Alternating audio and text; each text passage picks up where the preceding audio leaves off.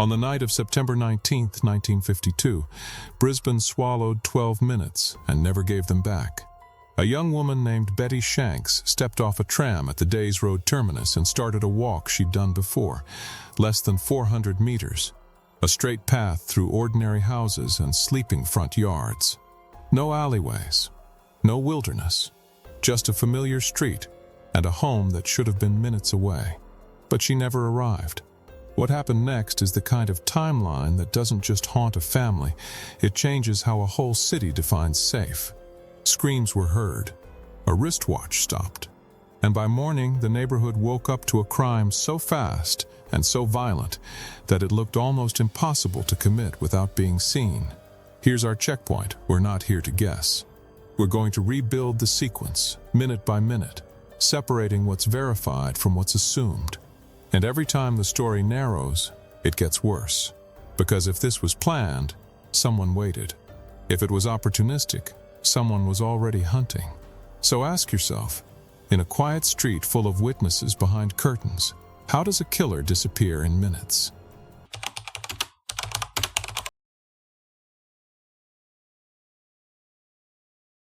Before a case becomes history, it begins with something painfully ordinary. There was no warning sign on September 19, 1952, nothing to suggest that this evening would fracture a family and leave investigators searching for answers decades later.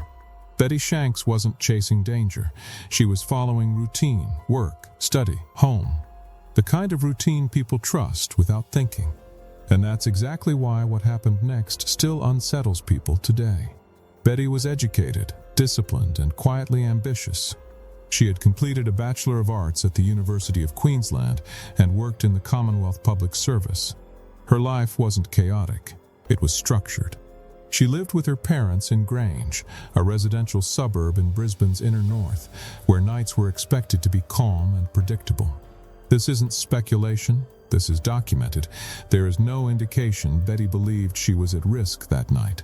She was simply going home. On Friday evening, she attended a night lecture in the city. When it ended around 9 p.m., her lecturer offered her a lift part of the way, a practical kindness, nothing unusual. He dropped her near a tram stop in Windsor, and Betty boarded a tram toward the Days Road terminus near her home.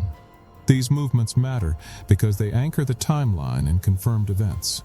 According to reporting by ABC News, Betty was last seen alive after stepping off the tram just after 9:30 p.m., beginning the short walk toward her house less than 400 meters away. That distance, only a few minutes on foot, is what transforms this case from tragic to deeply unsettling, because something happened inside it. Now consider the environment. This wasn't an isolated road or empty landscape. It was a residential street lined with houses, fences, and sleeping families. Lights glowed behind curtains. People were nearby, even if they weren't watching. So the question begins to form. What kind of threat can exist in a place where nothing appears threatening? Betty stepped onto Thomas Street and began walking toward Montpellier Street. It was a familiar route. Familiarity creates psychological safety. Your brain assumes the future will look like the past. When nothing bad has ever happened there before, you don't prepare for danger. But safety based on memory is not the same as safety based on reality. Minutes passed. At home, her father remained awake, expecting her return. There's a quiet detail investigators often recognize in timelines like this. Families sense when something is wrong before they understand why. A delay that should feel small begins to feel heavy. Silence becomes noticeable. Time continued moving. Betty didn't arrive. This isn't speculation, this is documented. By 1:30 a.m., when Betty still hadn't come home, her family contacted police. Think about the emotional reality of those hours. The truth of what had already happened existed somewhere nearby, but the people who loved her didn't know yet. They were still inside uncertainty, still believing she might walk through the door. So ask yourself, which moment is worse? The violence itself, or the hours when hope still exists but reality has already changed? The answer came with daylight. At approximately 5:30 a.m., Betty's body was discovered in the garden of a house near the corner of Carberry Street and Thomas Street, still within the same neighborhood. still within the short distance she should have walked safely. That location changes how investigators interpret the crime. It means the attacker did not lure her far away. It suggests the confrontation happened close to her intended path home, likely within minutes of leaving the tram stop. Interpretation matters here. A crime like this requires proximity and speed. Either the attacker was already nearby or appeared at exactly the wrong moment. And this is where the ordinary night becomes something darker. The environment that should have provided protection, houses, neighbors, familiarity, instead created concealment. People were present, but awareness wasn't. So the final question for this chapter becomes unavoidable. Was Betty targeted by someone who understood her routine, or intercepted by someone who understood opportunity? Because the answer to that question determines everything that follows. In the next chapter, the timeline narrows even further. Not hours, not half an hour, but a window investigators believe may have lasted only minutes.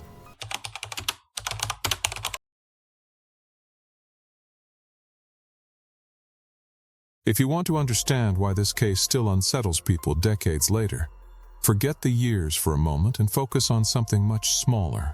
12 minutes. Not a full night, not even half an hour.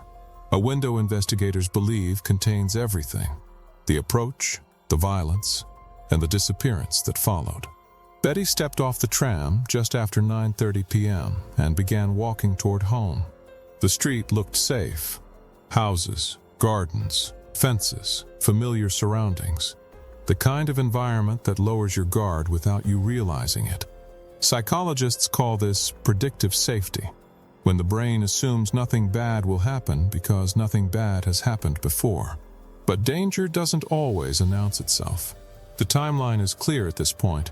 Investigators believe the attack occurred before 9:53 p.m., when Betty's wristwatch stopped, a crucial detail that anchors the sequence of events. That precision changes how the crime is understood. It suggests the attacker didn't need long preparation. They needed proximity and timing. Now we enter the moment the neighborhood couldn't fully interpret. Residents later reported hearing screams before 10 p.m., sudden, urgent sounds that broke the quiet of the night. But here's the uncomfortable reality of human behavior. When something frightening happens close to home, people often reinterpret it into something harmless. Teenagers, arguments, someone else's problem. So the question becomes unavoidable. When someone hears a scream in the dark, what decides whether they act? Certainty, courage, or hesitation? Because hesitation creates opportunity. And then there's the object that freezes the night into a measurable point: Betty's wristwatch. A contemporary newspaper report preserved in the National Library of Australia records that her watch had stopped at 9:53 p.m., and that this time aligned with screams heard by multiple residents nearby. Contemporary reports support this detail, making the stopped watch one of the most chilling pieces of physical evidence in the case. Unlike memory, a mechanical object doesn't reinterpret events. It simply stops. Now consider what 12 minutes actually allows. A person can cross a short distance. An attacker can intercept someone on foot. A confrontation can escalate violently before anyone inside nearby homes has time to understand what's happening. The terrifying part isn't that this sequence is complicated. It's that it's brutally simple. Interpretation matters here. Evidence suggests the violence was sudden and overwhelming rather than prolonged. That points toward an ambush or rapid escalation, not a drawn-out pursuit visible to the entire street, which leads investigators into two equally disturbing possibilities. One, Betty was targeted. Someone knew her routine, knew her route, and waited. Confidence in a residential area often comes from familiarity, knowledge of timing, lighting, and escape paths. Two, the attack was opportunistic. Someone already prepared to commit violence encountered a victim at the wrong moment. In that version, Betty wasn't chosen because of who she was. She was chosen because she appeared. So ask yourself this, because it changes how the entire case feels. Is it more frightening to believe someone planned this, or that it happened randomly? Then comes the part that fuels the mystery more than anything else: the disappearance. No confirmed witness identified a suspect that night. No one stepped outside in time to see a clear face. The street returned to stillness while the attacker moved away. Not into wilderness, but into the same ordinary environment everyone else woke up to the next morning. Everything up to this point is supported by known evidence. What follows in the investigation is where uncertainty begins to grow. And uncertainty is dangerous, because when facts are limited, imagination expands. In the next chapter, that's exactly what happens. Confessions emerge, theories multiply, and the search for truth starts competing with something louder: human obsession.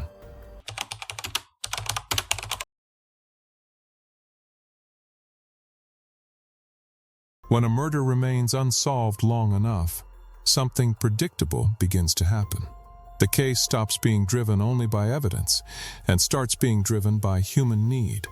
People want answers. They want a face. They want fear to have a name. And when reality refuses to provide one, the vacuum fills itself with confessions, rumors, certainty that isn't earned. After Betty Shanks was found, Queensland police launched what was then one of the largest investigations in the state's history. Detectives worked through suspects, statements, and timelines. But as months turned into years without an arrest, the investigation entered a far more complicated stage. The stage where noise begins to compete with facts. Because suddenly, men began claiming they were responsible. Some confessions came from individuals seeking attention. Others came from people struggling with mental illness. A few even surfaced as supposed deathbed admissions years later. Each claim forced investigators to pause, verify, and then discard when details failed to match known evidence. Historical reporting confirms this pattern. Multiple individuals confessed to the murder over the decades, yet none provided information that could be verified as authentic knowledge of the crime. ABC News reports that at least 7 men confessed to killing Betty Shanks, but police ultimately determined the confessions were false. That single fact changes how the case feels. Not because confessions help, but because they hurt. Every false admission consumes time, energy, and investigative focus. And if the real killer was alive during those years, watching from the background, the chaos may have offered unexpected protection. So here's the question that matters. If you were guilty and saw other people falsely confessing, would you feel threatened or relieved? Because confusion benefits the person hiding. As decades passed, theories didn't just appear, they hardened. Some investigators believed the crime suggested a local offender familiar with the neighborhood. Others leaned toward the possibility of an opportunistic predator moving through the area.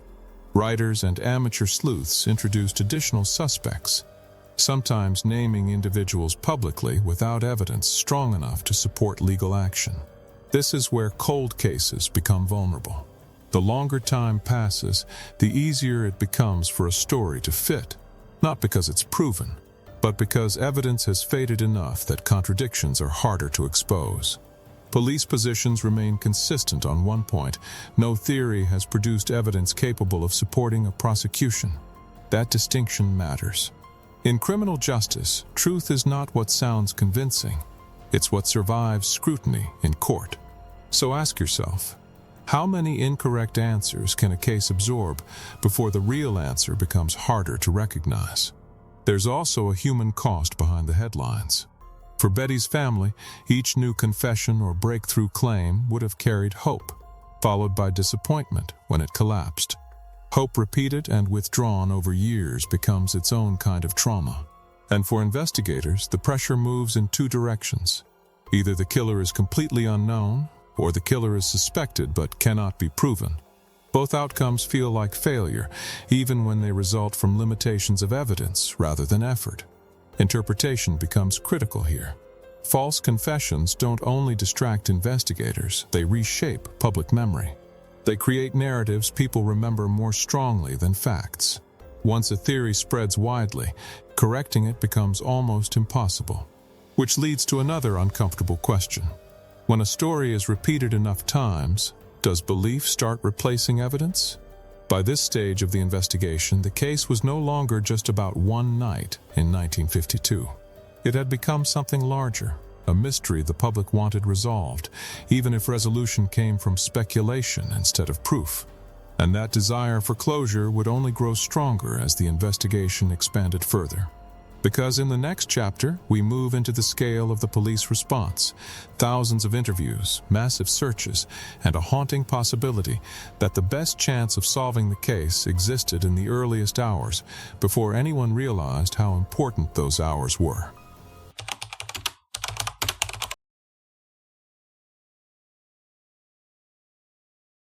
A murder doesn't stay unsolved because nobody cared. Some cases stay unsolved because the most important hours move faster than the tools meant to catch the truth. In 1952, Brisbane didn't have CCTV. It didn't have DNA profiling. It didn't have national databases that could link a suspect across states in seconds. It had notebooks, door knocks, witness statements, and whatever the night was willing to leave behind. And the night didn't leave much. From the moment Betty Shanks was found, police response escalated quickly.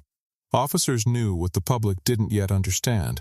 If this killer got away cleanly once, there was no guarantee they wouldn't strike again. So the investigation exploded outward. Streets, homes, hotels, transit routes, anyone who might have been nearby. This part is grounded in contemporary reporting. Within the first day, a large dragnet was underway, with hundreds of police involved in the search and manhunt. A Sunday Mail report preserved by Trove describes police combing the city and suburbs and notes a major dragnet with about 400 police thrown into the hunt. That number matters, not because it guarantees success, but because it proves how seriously authorities took the threat. Brisbane wasn't treating this as a small local mystery. It was treating it like an emergency. Now step into the uncomfortable reality of the crime scene itself. Betty wasn't discovered immediately after the attack. Time passed. Darkness passed. Wind passed. Dew settled. Then morning arrived, bringing movement, noise, curiosity, and contamination. Here's the hard truth. In investigations, delay is a weapon the offender doesn't even have to hold. It exists automatically. So consider this.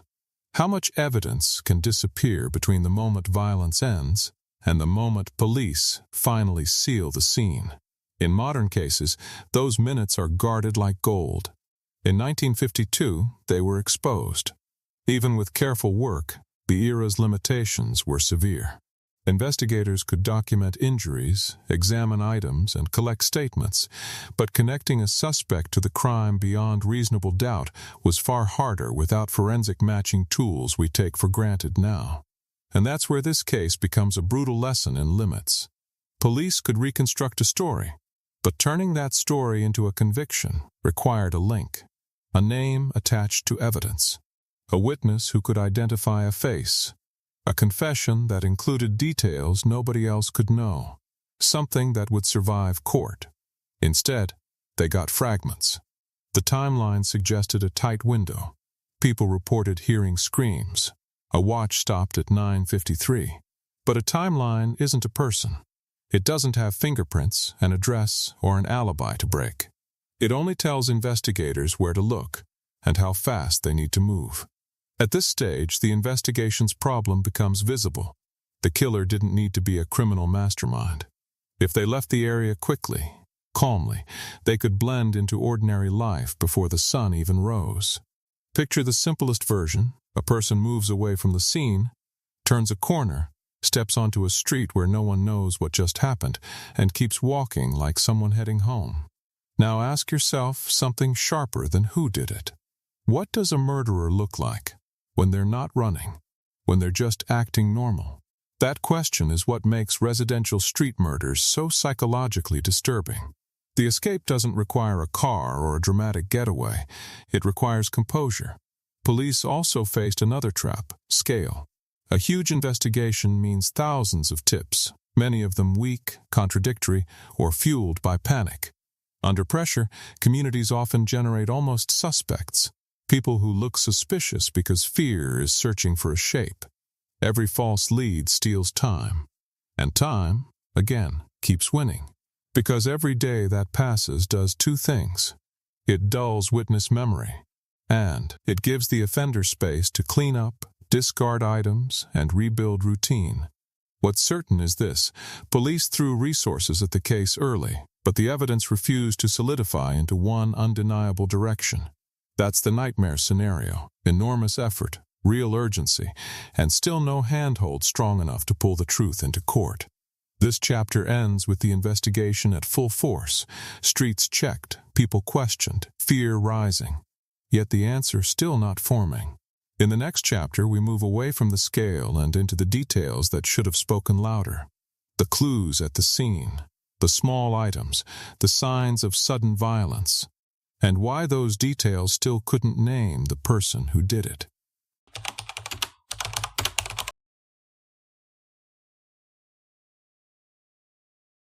By this point, the mystery already feels unsettling.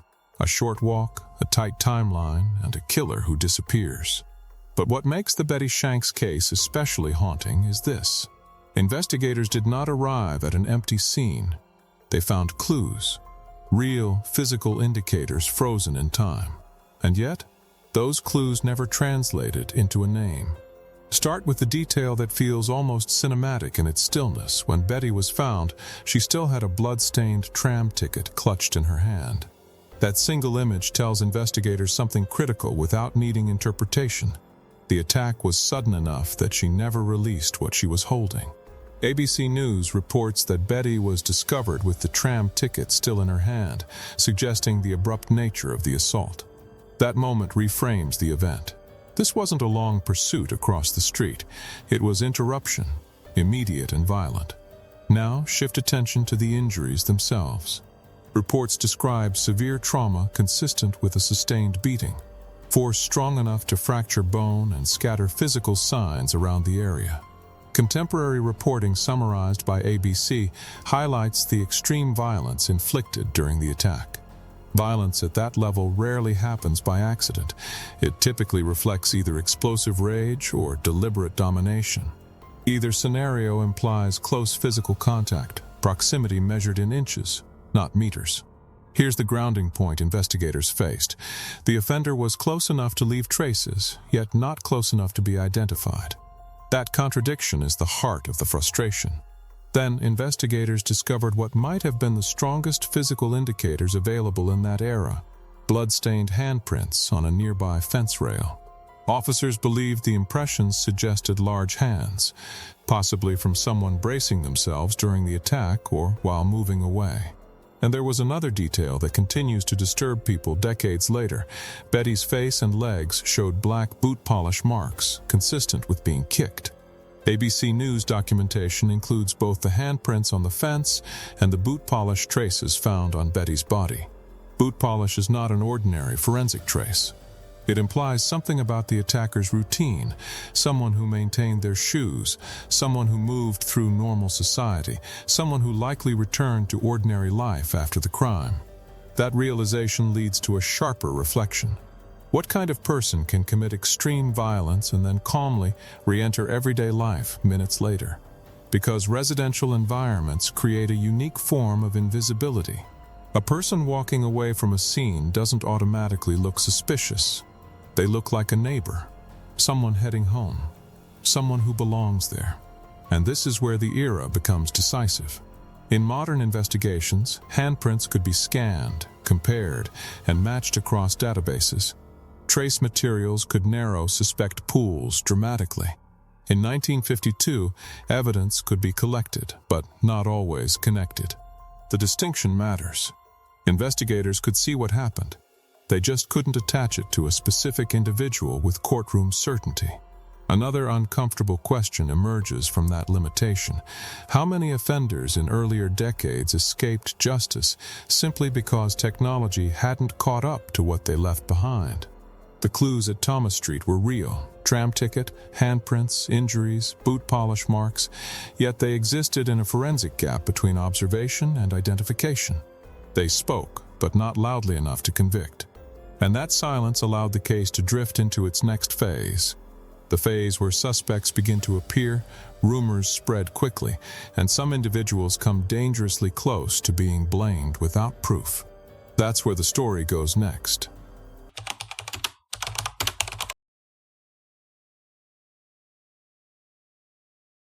When violence erupts inside a quiet community, the search for answers begins immediately, and instinctively, people look close to home. Someone nearby must have done this. Someone familiar. Someone who could move through the neighborhood without attracting attention. That assumption isn't irrational. In many crimes, proximity matters. But proximity alone isn't proof. Within hours of Betty Shanks being discovered, Brisbane shifted from shock to urgency. Police feared the possibility that the attacker might strike again, and the investigation intensified rapidly. Officers increased patrols, questioned residents, and pursued early leads with speed that reflected both concern and pressure. One of the first realities investigators faced was how quickly suspicion can spread when fear enters a community. Names emerge. Stories circulate. Individuals who seem unusual or out of place become targets of attention, and that environment can be dangerous for both justice and accuracy. Contemporary reporting shows how intense the early response was. Newspaper coverage preserved by the National Library of Australia describes a major police operation, including hundreds of officers involved in searching for the killer and pursuing leads immediately after the murder. That scale created momentum, but it also created noise. One early suspect who drew attention was a man who had escaped from 𝐷𝐞𝐬𝐮 Mental Hospital. At first glance, the connection seemed plausible: a missing individual, public fear, and a violent crime occurring nearby in time. But when investigators checked his movements, the timeline didn't hold. Evidence indicated he had been elsewhere hours before the attack. The lead collapsed.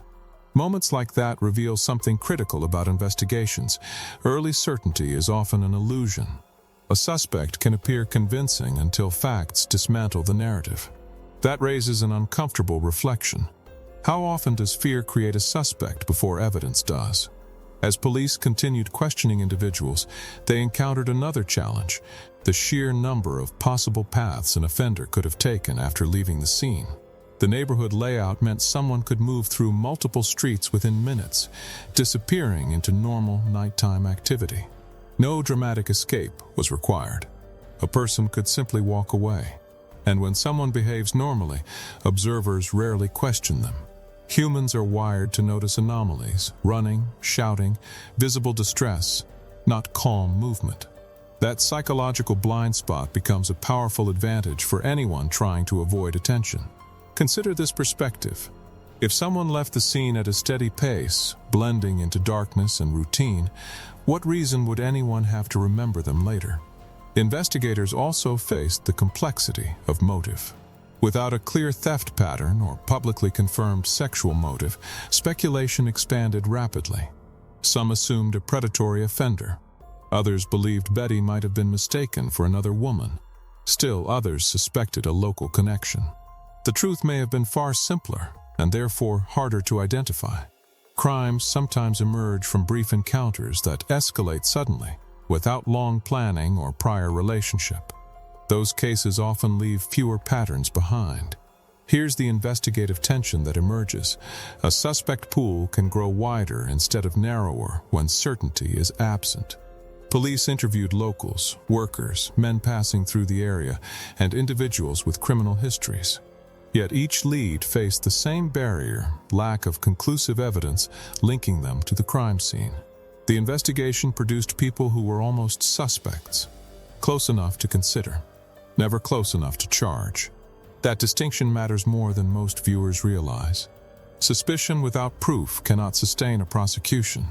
Courts require evidence strong enough to survive cross-examination, not just probability or intuition. Which leads to a deeper thought. Is it possible the offender was questioned early and released because nothing could tie them to the crime? That possibility haunts many historic investigations. This chapter ends with the case entering its most frustrating stage: multiple potential suspects, intense police activity, and still no arrest. Momentum existed, but direction remained unclear. In the next chapter, the story moves into even more controversial territory. The files people wanted opened, the theories authors promoted, and the battle over who gets to define the truth when proof remains out of reach.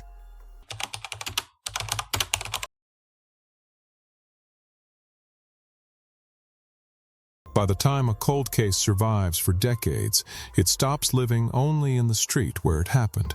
It migrates.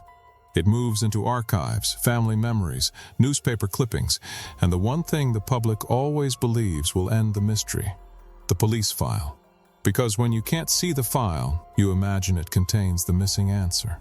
And when you imagine the file contains the answer, anyone who claims they've seen enough starts sounding like a solver instead of a storyteller.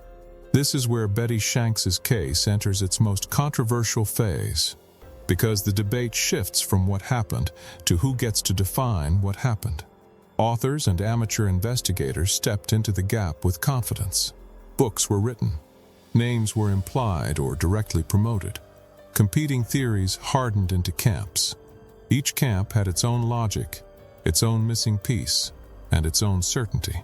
But certainty is not evidence. To understand why this chapter matters, remember a basic rule: a theory can feel complete even when it's wrong. The longer the case stays open, the harder it becomes to test claims. Because witnesses disappear, memories fade, and physical evidence becomes harder to re-examine. So let's frame the key tension without romance. The public wanted transparency. Authorities prioritized investigative integrity and privacy. Now we hit the documented turning point: the effort to access the investigation material through Queensland's information law process. An official Queensland 𝐸𝐿 decision records requests for documents connected to Betty Shanks' death and discusses why the Queensland Police Service refused to process access under specific legal provisions. This isn't a blog post. It isn't a forum theory. It's a formal government decision, evidence that the fight over this case became a fight over information itself. Here's what that changes. It proves the case isn't only unsolved, it's contested. Not just by time, but by competing priorities. One side argues, if the case is old, release the file. Let the public help. Let new eyes find what police missed. The other side warns, releasing details can harm living people, expose informants, contaminate future leads, and create a permanent public accusation machine. And that accusation machine is real. Once a name is widely repeated, it becomes sticky. People treat familiarity as confirmation. Online, repetition often replaces verification. So consider this question from a different angle. If you release a file and the internet misidentifies an innocent person, who takes responsibility for that damage? This is why cold case storytelling carries ethical weight. True crime can keep cases alive. It can pressure institutions to revisit evidence.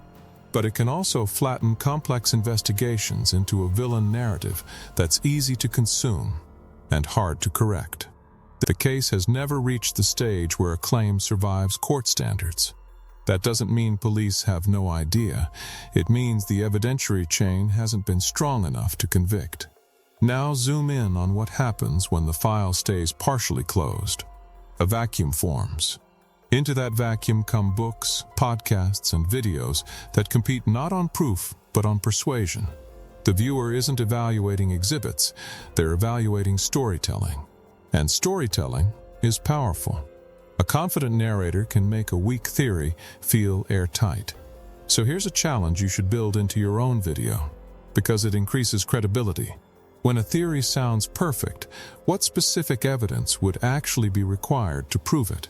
That question forces discipline.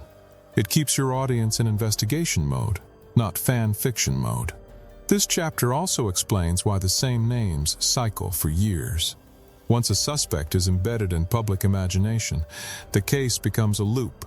New viewers discover the story, encounter the most repeated theory, and assume repetition equals truth. But the facts remain stubbornly unchanged. A young woman got off a tram, walked minutes from home, screams were heard, her watch stopped, and the killer vanished. That's why this chapter ends with an uncomfortable conclusion. The war over truth doesn't solve the case. It often buries it under narratives that can't be tested.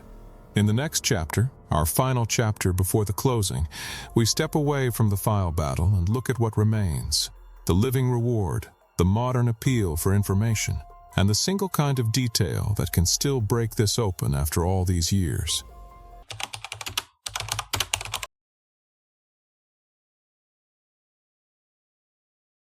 +70 years is long enough for a murder to become history, but the Betty Shanks case refuses to settle into the past because it never received the one thing that lets a community exhale: a proven answer.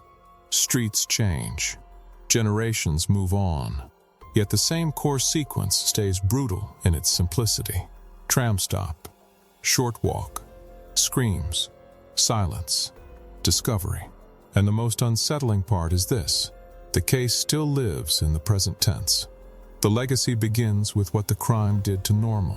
Families in Brisbane didn't just read about a tragedy, they absorbed a lesson. The lesson was not that danger exists in remote places. The lesson was that danger can exist where routine feels safest, where the mind relaxes, where the last stretch home feels automatic. That shift doesn't fade quickly. It rewires behavior: earlier nights, locked doors, listening harder to the street. Even people who weren't alive in 1952 inherit the anxiety through story because the details are too vivid to feel distant. Here's a verified point that matters. Authorities still treat rewards as an active tool, not a memorial gesture. Queensland Police explain that a reward notice is an official government offer for information leading to the apprehension and conviction of offenders for serious crimes. That line is important for your audience because it signals something many viewers don't consider. Reward listings aren't written for nostalgia. They're written because investigators believe someone in the community still holds a usable detail. Now, don't romanticize what usable means. It's rarely a dramatic confession. It's usually small: a name overheard, a sudden change in behavior, a man who arrived home with an unexplained mark, a family story that was always told as a joke but never sat right. Picture the kind of secret that survives a lifetime. Not the kind shouted in anger, the kind carried quietly, protected by loyalty, fear, or shame. So consider this: what keeps a person silent for 70 years? Terror of consequences, protection of someone they loved, or the belief that time erased accountability? There's another uncomfortable truth here. Even if the offender is deceased, establishing the truth still matters. Not as entertainment, as certainty. Betty's family deserved a conclusion grounded in evidence, not rumor. A community deserves to know whether this was targeted, opportunistic, or mistaken identity, because each possibility tells a different story about risk and prevention. And modern cold case thinking often succeeds through reinterpretation rather than discovery. Not new evidence falling from the sky, but old evidence being seen with better questions. A witness statement that once seemed trivial. A timeline detail that once felt unimportant.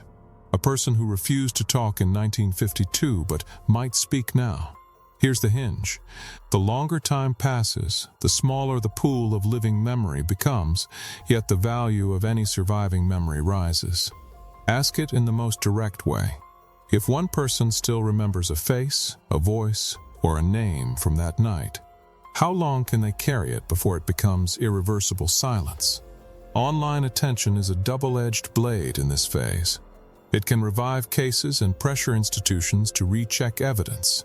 It can also accelerate accusation without proof, turning most repeated theory into most believed conclusion. That's how innocent people get smeared, and how real offenders get hidden behind noise. One more grounded reality. Reward systems exist because investigations sometimes break when relationships shift. People fall out. Families split. Old loyalties weaken. Regret grows heavier. That's often when the one detail emerges, not because someone suddenly becomes heroic, but because silence becomes unbearable. The legacy of Betty Shanks isn't just that she was killed, it's that the killer walked away into ordinary life and was never publicly named in court. That unresolved ending leaves a psychological stain on the story, because it implies the offender didn't need to disappear from society. They only needed to disappear from certainty. And that brings us to the final thought of the documentary. This case doesn't demand a flashy answer. It demands one truthful detail, verified, actionable, specific enough to connect a person to a place, a time, and an act. Because in the end, a case this old is solved the same way it was always meant to be solved. Not by louder theories, but by one person deciding to stop protecting silence.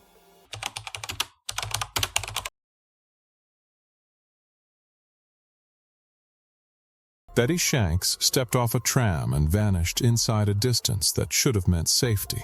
After everything we followed, the final stop, the short walk, the screams that were misunderstood, the watch frozen at 9:53, one reality remains impossible to ignore. Someone committed this crime and continued living in the same world as everyone else.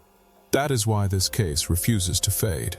It isn't just an unsolved investigation, it's an unfinished story. The timeline still exists, the location still exists, and the possibility that someone, somewhere, still remembers something important has never completely disappeared. So consider this final thought. If one person still carries the missing piece, one observation, one conversation, one name, what has kept it silent for so long? This case has some extensive research and very time-talking, so we could need to cover every angle of the case. If you're interested to read the complete investigation, then I will add resource links in the description. You can read from there. If this story stayed with you, share your thoughts below, and subscribe to Myth Vault, because some truths only survive when people refuse to forget them.